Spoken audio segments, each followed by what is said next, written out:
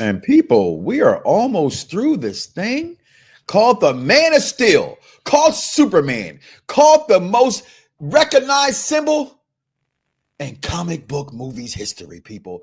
Let's talk about Superman Returns. Brandon Roth, fresh off of playing a stalker, a killer on One Life to Live. That didn't stop him. He landed the role of his lifetime playing Superman, the Man of Steel. And we're going to talk about Superman Returns. This is the Wolfpack, y'all. We'll be right back.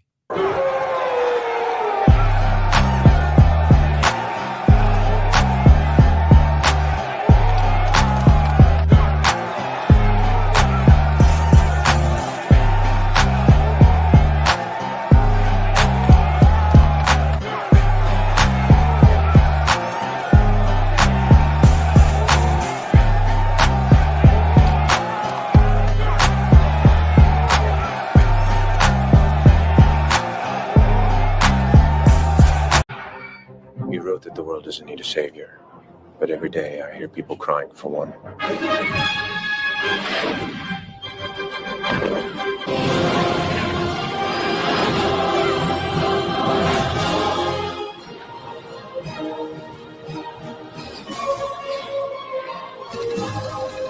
Bring it on! Now fly.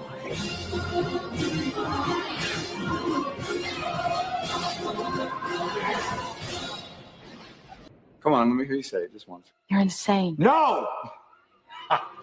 No, the other thing. Superman will not. Tonight's broadcast has been commandeered by the secret society No Ma'am, National Organization of Men Against Amazonian Masterhood. Good morning, everybody. It's 2/3 or 2/4 of the Wolfpack. I am Mike Papa Knox, and I'm joined by the Mark Vic. What's going on, Vic, this morning? How you doing? Chilling, fam. Good morning. Good morning, man. I'm excited to be here because, frankly, we're going to talk about Superman Returns. That's right, y'all. Superman Returns. What is this movie about? What is Superman about? What is Superman Returns about? Simply, it's him coming back. You know, he had been gone for 7 years. He disappeared. This movie came out in 2006. Bryan Singer was the director of this movie. This is also supposed to be a prequel, okay, to Superman 4, The Quest for Peace, which is very difficult to understand as a prequel before that, which means this took place after Superman 3. That's what it reads. So that's what I'm reading here. I had no clue about that until we started doing this broadcast, okay? Wow. This movie, really? I didn't know that either. I had no clue, right? It budgeted over $204 million, but this might have been the biggest Superman flop in the history of Superman movies, only grossing $391 million, opening weekend of $52 million. I think back in 2006, that was still not that good. But we're going to talk about this movie today. Wait a minute. Hang on a second. So this was supposed to be in connection to the movie from 1988? That's what it says here. It says the prequel to Superman 4, Quest for Peace. No wonder. Okay, no wonder this had George Bush all over. Yeah, okay, I can't wait to talk about that portion of this program. Funny. You know, as So No Man is here today because I said George Bush's Message. It's somewhere, y'all. So we're going to talk about this movie, and Vic, as always, I'm going to start because I'm going to just be honest with you. We talked about doing this movie. We talked about off air doing other movies, building up to this movie. And I gave a little backdrop. I didn't give you the whole story, so I'll give it to you guys now. Saw this movie for the first time in IMAX. This is when IMAX had first came out in 2006. This was when IMAX was clearly putting back on glasses to watch an IMAX. And not IMAX 3D, just straight IMAX. Saw this at, I think we were at, the Tropicana in Atlantic City. Is one of the things. I took my wife, and they have one of the things where, you get dinner and a movie and the hotel stay, if you're familiar with how Atlantic City used to run. So we go, and I remember never forget, they had certain scenes of the movie were in IMAX, where it would put a little symbol on the screen and you put your glasses on. Now, everybody knows I'm a huge Superman mark. For those who know what a mark means, I'm obsessed with Superman. I mean, I just think he's the bee's knees, the end all, the be all, the superheroes. You can't tell me nothing wrong about Superman. Okay, it's like saying Michael Jordan's not the greatest of all time. I'm going to laugh in your face and say, ha, you're wrong. Because that's all that matters, Sean, is he's 6-0 in the finals. Okay. But I walk out the movie theater and my wife goes, it was okay. And I go, you're crazy. You know, at this time, Vic, remember you can go back. Best Buy on Tuesdays with the greatest. Because you go get Best Buy on a Tuesday and you'll go get your film. And I'm looking over here to the side of me right now. And I remember being mad because it was sold out on DVD. Right. I had to go to Walmart to get this. And I got a special, I'm looking at it right now to my left in my office, a collector's a Superman hard case logo that came with different, you know how they had DVDs back in the day with all these inserts and extras inside the DVD. So I watched it then on DVD and I said, man, maybe I was wrong. You know, everybody rips this movie. It's still good. I don't care. Nobody say. A couple years ago, I watch it again as I go through almost Superman movie. I think like last year or 2 years ago, I go through it and I go, yeah, baby, it ain't that good after all. Because, you know, executive consultant, he got in my head, but I realized, can nobody get in my head? Only I can get in my own head. And he says, during this movie, he never throws a punch. And I realized to myself, I said, self, in the first Christopher Reeve's movie, Superman, the movie, he never throws a punch. Doesn't make it a bad movie. There's no place for him to have to throw a punch. Well, let's just tell you about the backdrop of the story. Lex Luthor plots to destroy him once and for all. The Man is Steel, Brandon Routh returns after a long absence in a much changed world. Lois Lane, that is, Kate Bosworth.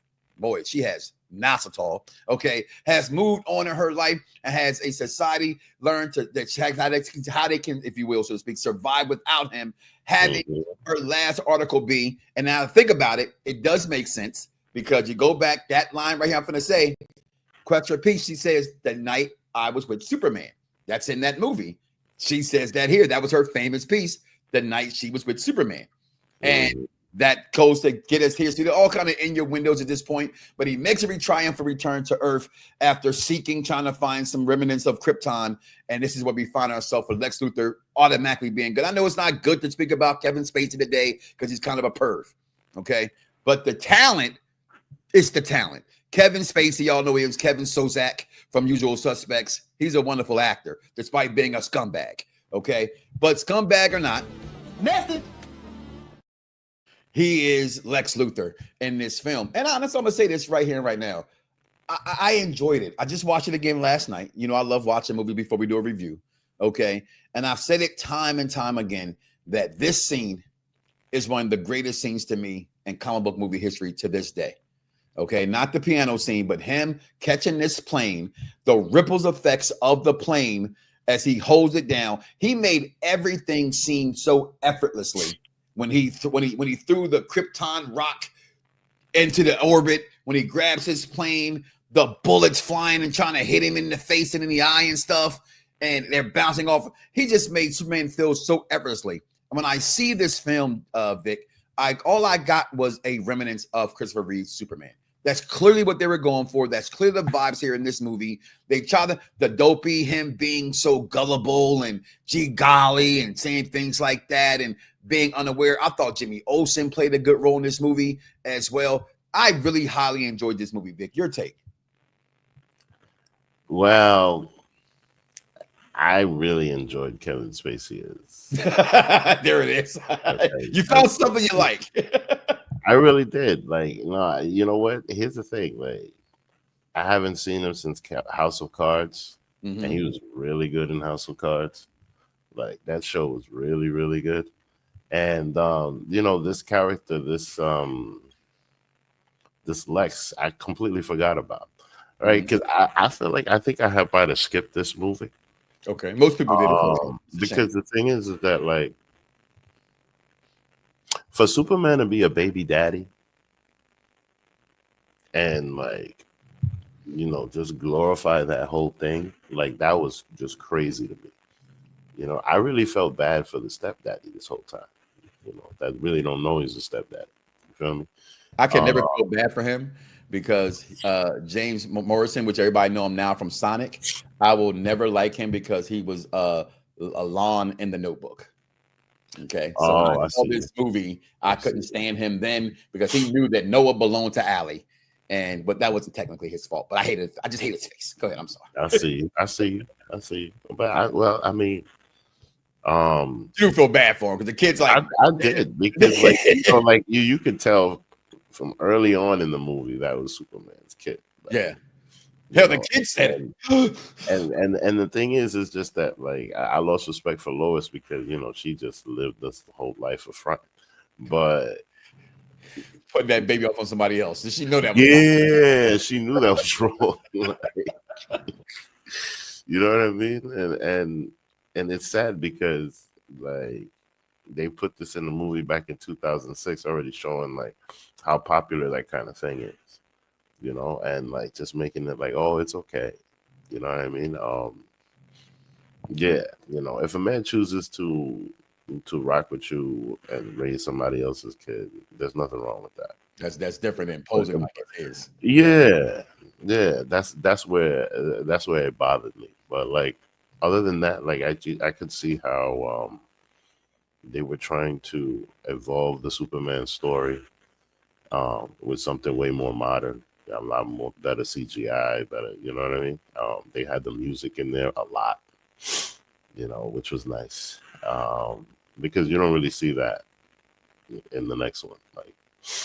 All that is still Mill. We got Man of Steel coming up next as well after this. Yeah, no, you don't see that in Man of Steel. All of that, like Superman nostalgia with the music and the this and the that. Yeah, all of that is gone. So this is, I think this is like the closing of that chapter in the realm of Superman.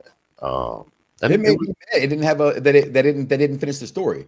The movie flopped so bad. You would always say there's a money grab. That's what I've learned from you in movies. And hell, this is definitely that because there really was no Superman movie in the 90s. No, there was none. We went almost 20 years. Yeah, so there was a high demand for this. So like when people were completely disappointed. Yeah, because the thing is that like they had X-Men expectations though. And I'm glad you brought that up, Vic. That's a big thing. It definitely had X-Men expectations. And once you go, I think at this point, can we get a Google around here? When did X2 come out? That was like a couple years before, like 2004. No, X2. X2. Oh, yeah. No, that was in 2003. So, yeah, it definitely had, all the success of X-Men 2. 3 years later, you got Superman. Again, arguably the greatest, most popular superhero in the world. Mm-hmm. And I'm just saying this, and I'm sorry. When he got casted for the role, I never forget how angry I was. Because I'm a soap opera watcher, and he was Jessica Buchanan's stalker, and he was terrible at it. And I remember over and over telling my wife, like, "Babe, can you believe he's going to play Superman? This is stupid. How are they going? He can't even act on a soap opera very well." You know what I'm saying? And he lands Superman. I never get being so mad. Go ahead. I'm sorry. Nah, I mean. The other thing about this is just that like the messaging was very pro-America, and it had a lot of like around the same story as Superman 4. Ronald Reagan was president then, and George Bush was president here. It had a story about a son and a father, just like the two Bushes. Like this was very. It reminded me of the time where it was like post 9/11 and everything was super Americana. So yeah. This thing has George Bush all over this movie, and it's not a bad thing, It definitely isn't a bad thing. It's just it's a little nostalgic, to be honest with you. And this movie to me feels fairly new, even though it's about to be 20 years old. So yeah, I don't know if I certainly don't know if we can ever go back to that, because this really feels like a passing of the torch more than anything. But then, they left Lex Luger in a deserted island, wanting you to see how he was going to get out of that. Yeah, it definitely, and as someone who, again, I've watched this movie, I'm not gonna lie, at least a dozen times. Okay, and because I'm one of them people who I really hate when people don't like something and I can't find the reason why they don't like it. So I try to say, well, maybe I'm overreacting, maybe I'm missing something, maybe I need to find out what's actually going on. You know what? One thing I've learned with that is just that some people just like a certain style of movie. You know what I mean? Like I can't take my wife to an action movie It's just not into that. You know what I mean? She feels like it's all fake. And I'm just like, okay. See, that's my wife with my 80s movies. She says, oh, I like them. But when I put them on, she complains. So I definitely understand. You understand? Yeah. I mean, but then, you know, we go see something that's like a whole bunch of drama and a whole bunch of emotions. And it's just, my wife's a fan of Twilight. So, you know what I'm saying? Like that's the thing. So, like, I just learned to accept that shit. But when in this movie, and like you said, they're bringing Brandon Routh in to play Superman again. As I watched it today, and I knew we were preparing to do this, I watch it from a different set of lenses, and I see, like you said, the score in this movie. It's played at least a half a dozen times in the movie. Okay, not a different song, like the song, right? About 6 times in the movie. The special effects again. I go back to it was reminiscent of Superman 1. Remember, they're in the Daily Planet. Lois goes to go do a story. She's in the plane. I got you, ma'am. You got me? Who got you? My favorite part of the movie, my favorite line in the whole movie, right? That's reminiscent of her being on a story. During this plane, he comes to save her on the plane, right? That's, to me, it kind of really went step by step exactly to me how Superman, the movie, went. Even as far as to go in the beginning of the movie, which I don't think I've ever noticed. And if I did, it didn't cross my mind. And shout out to Margaret Kirby, my studio production major teacher, who taught me about how movies are done. Such a great lady. Margaret said she wants to meet her because she's such an influence. I speak about her so much. But when I look at how they put the movie together, you notice that Marlon Brando, his father, is in this movie when Lex goes to the Fortress of Solitude and learns about the crystals. That's literally Marlon Brando in the film. It was so much exactly like Superman the movie, and trying to mimic, shall I say, Superman the movie. It was amazing. Even down, like you said, people don't want to talk about Kevin Spacey's Lex Luthor. He did not play a bad role at all. He played a really good Lex Luthor. He's very good. I mean, and mind you, look, Kevin Spacey, because I just looked it up, so he got acquitted of his charges. He got acquitted? Okay. Yeah, but the thing is that, like, sometimes with these, you just socially pay for it because nobody's going to pay attention to that. Yeah. You know what I mean? So, like, yeah, he's done. Which is sad because he's a good actor. Yeah. You know? But just this entire film, to me, it delivered. It just really did. I thought it gave me old vibes. It gave me special effects. It gave me, like I said, even the scene where the building's falling, and we've never seen this in any other Superman movie. Not even in cartoons I can remember. He turns on his back and he's flying backwards upside down. He uses the X-ray vision, his heat ray, right, to stop the other thing, the debris from coming out. So he's killing the debris as it falls down. When the Daily planet's falling, and he goes through the buildings poof, poof, poof, poof, and catches it to save Perry White from dying, and the rest of the people from down there from falling, but they're focusing on Perry White and how easy he grabs it and puts it down. It's just, I really think this movie's better than people give it credit for, because I don't think they understand it, including, like you said, him having a son. And then you not knowing, because Lex is this his son? And he said, and he puts the kryptonite on him. It doesn't affect him. But then when his mother's in trouble, you see him get really mad, and he's breathing, and he throws that damn. He says, whatever guy's character name is, Kevin's gone, but he got hit with a piano. You know what I'm saying? And Lex is like, "Where's the kid?" With his mother. Yeah, we better get out of here. Okay, because he's on his way. When he finds out that's his kid.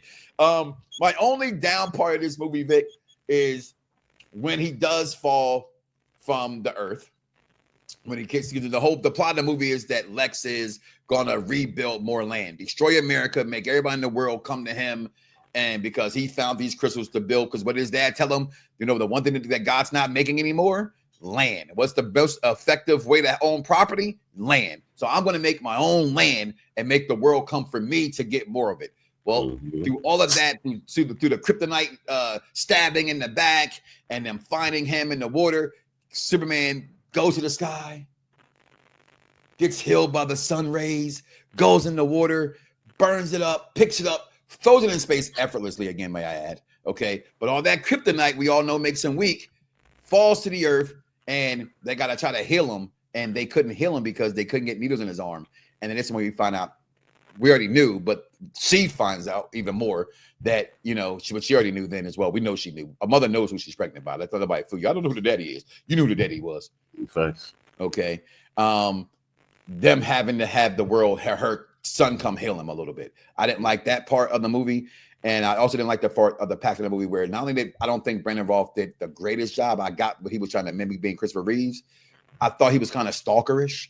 I've always said this no matter how many times I watched the movie, when she goes in the elevator and he uses his x-ray vision to like stalk, I won't say stalk, but like Google. I just thought it was kind of pervy. And that was back in 2016 before the word pervy was even really known to be used like that as a word. I thought that was pretty creepy. You know what I mean? Even for myself. But those are my good and worst parts. What's some of your best and worst parts of this movie, babe? Let's see. Bam. I know it is. I know you love that scene. You don't want to talk about it. I talked about it like 18 times. This is to this day, this scene to me is the best Superman scene I've ever seen in the movie. Bar none. Bar none. When he grabs that, when he goes to get that plane to go save his woman, his baby mamas. Okay. That's what we do. That's what men do. I mean, to save their baby mamas. That was good. And also like when he opened the door, he just looked at her and was just like, "You okay?" And everybody else, everybody's like, "Who's talking to?" What's going on here? What's going on here? Oh, they old flame type shit. Like that whole vibe of that movie, that the whole old flame, that was cool. It was different. I was just mad at how the stepdaddy was treated. Really. Fuck really just mad. You're stepstones, but you are. Okay? No, yeah. Like I felt bad for the dude. Like I feel like she could have been real. Like, yo, this is Superman's kid. You know what I mean? My favorite part of the movie was when the little boy threw the piano, because after that, I was waiting for more. The only thing that I didn't like is just the fact that, like, when it comes to him, the whole movie was left with just a big question mark. That's the problem. It feels like they set it up for a sequel, but clearly that didn't happen. Now we only make 91. Now we only make 191 million. You don't even make your money back. Like well, the budget was 250 to make 391s. I mean, they made their money back, but I guess I was told how much they put in advertisement. It must have been a lot, because this movie was definitely sending a message. Is that part of the budget, you think? Let me ask you that side question. The two, when you see a budget for a movie, I believe that anyway, because somebody said it wasn't. I disagree. That's part of advertisement. It's not just the movie budget. That's the budget they allowed for the movie. That's advertisement. That's the actors. That's everything that goes. I mean, to me, a budget for a movie is all the anticipated costs, because those things are calculated well. I mean, those things are negotiated and calculated. Yeah. Sometimes projects get canceled because an actor wanted more money, so everything had to get canceled. You know what I mean? So, like, yeah, I feel like that's just money put aside for that. That's why I always say, like, the Pentagon and the government puts money into these things, especially big messages like this, because this was a big George W. Superman, like, straight up, all the drama that comes with George W. and all the Americana that comes with George W. So, yeah, this was definitely it had like Ronald Reagan and George W. Bush. Well, Singler says that he's convinced that this movie, I don't know about the studios are complaining that it made 400 million worldwide, and that's for a budget of 204. To him, it was good enough to get the. Again, I remember we watched him in the movie. Watching it, we knew it was made to have Superman 2 come to follow behind it. This movie is completely made to have a sequel, and it never ever did. And they never did that. Yeah, exactly. And I think go ahead. I'm sorry. They. The other thing that it kind of reminded me of is, and this was also in the beginning of reality TV. Mm-hmm. Like the early days of like Jersey Shore and Flavor of Love and all of that. So like that kind of drama was popular. What, the baby mama problem? Yeah. Message. Yeah, that kind of drama was popular. So like, I think that's one of the other reasons why they kind of leaned into this way, because mind you, the whole narrative is that Superman returned. Hey, this is not like, oh, they're just redoing Superman in a new likeness and Superman. This is Superman 1. No, this is Superman Returns. So he's returning from something, and yeah, there definitely should have been more. You know what I mean? And I think that their thought process was just like make it look good, make all these great fight scenes, and that should be enough. But now we complain a lot more. That's all people do today is complain. Look, that scene with the machine gun guy, and he's walking, he comes down, and he shoots him in the eye, and he just looks at him. You know what I mean? These are things like I always go back and say Blade 2, because the Matrix took too long. By time the second Matrix came out, Blade 2 had beat it. And the special effects that was in the Matrix 2 had already been done in Blade 2, so it wasn't as impactful as the original Matrix was. I still, again, to this day, think there's things that I hope that when James Gunn's Superman comes out this July, that I get this kind of special effects from it. And I know a lot of fans were like, oh, I'm so glad that Brandon Routh made up for it by playing the character he played on Legends of Tomorrow. I didn't like him. I don't like Brandon Routh's acting. I just don't think he's very good. Right. And that's just me. But hey, what do I know? Thumbs up, thumbs down. Vic, I say it right here, right now. I'm not gonna lie to you, brother. I absolutely love this movie. I keep saying that I don't. I let the people tell me that it's not good. I don't see what's not to like about the movie. And yes, executive consultant, I know you're watching. I know you're a proud member. Tonight's broadcast has been commandeered by the secret society, No Ma'am. But you're wrong. Superman the movie, he never throws a punch in that entire movie.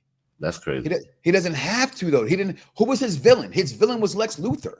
What Lex Luthor's plot was rebuilding a new world. The movie was about him returning, them showing you how strong he is from when he returned, which they did in several scenes in this movie, and getting to know, again, the storyline, which I think people forget. Why was there a show called Lois and Clark? Why did we just get finished watching Superman and Lois? Because that's his love story.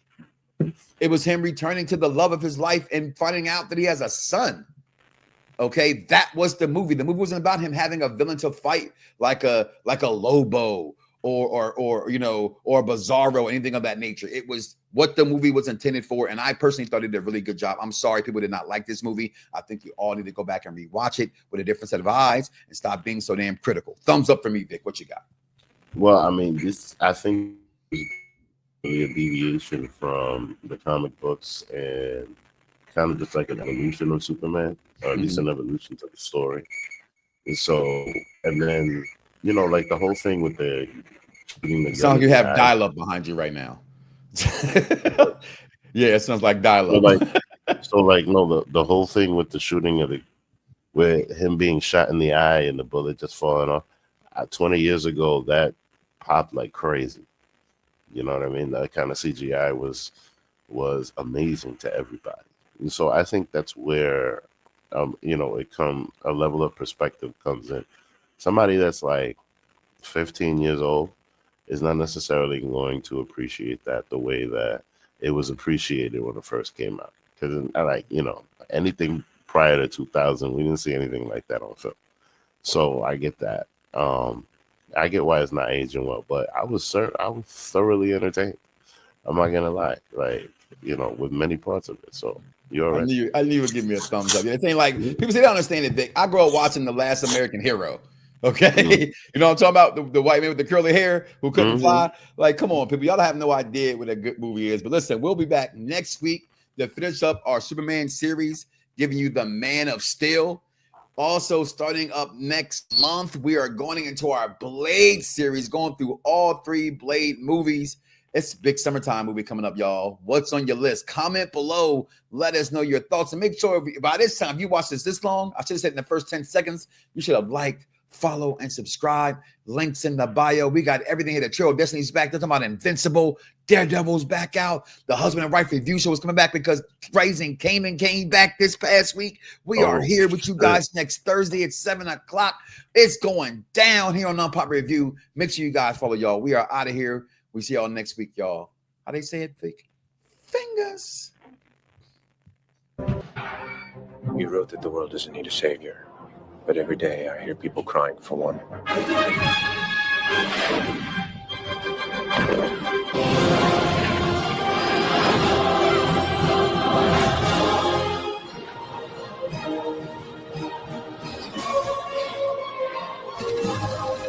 Bring it on!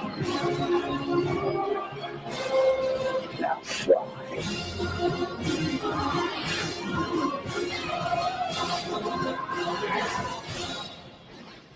Come on.